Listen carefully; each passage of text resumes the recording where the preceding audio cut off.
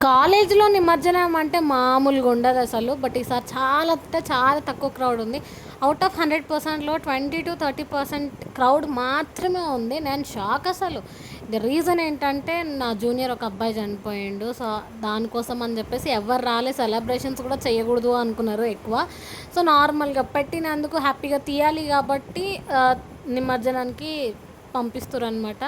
ఆ అబ్బాయి ప్రతి ఒక్క ఈవెంట్లో పార్టిసిపేట్ చేసిండు. వినాయకుడిని మా వాళ్ళే ప్రతిసారి చేస్తారు. సో, తను ముందుండి వినాయకుడిని చేసి అన్ని ఈవెంట్స్‌లో పార్టిసిపేట్ చేసి కూడా లాస్ట్ మూమెంట్‌లో ఇట్లా జరిగిపోయింది. సో, అబ్బాయి చనిపోయి 2 డేస్ అయితుంది. ఆ ఆత్మకి ఎక్కడున్నా శాంతి జరగాలని మనస్ఫూర్తిగా కోరుకుంటున్నాను. అండ్ ఎలా చనిపోయిండంటే యాక్సిడెంట్‌లో చనిపోయిండు. సో, లారీ వచ్చేసి గుద్దింది.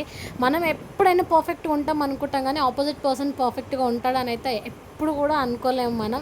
సో, డ్రైవింగ్ చేసేటప్పుడు చాలా కేర్‌ఫుల్‌గా ఉండండి. ఐ హోప్ ఉంటారని అనుకుంటున్నాను. సో, ఫెస్టివల్ కాబట్టి మా చిన్నోడిని తీసుకొని వెళ్ళినా అనమాట. మా రిలేటివ్ వాళ్ళ కిడ్నీ ఫ్యామిలీతో వెళ్ళాము. అక్కడ బాగా ఎంజాయ్ చేసాం. అక్కడ నుండి ఖైరతాబాద్ కూడా వెళ్ళేసి వచ్చుండే మేము.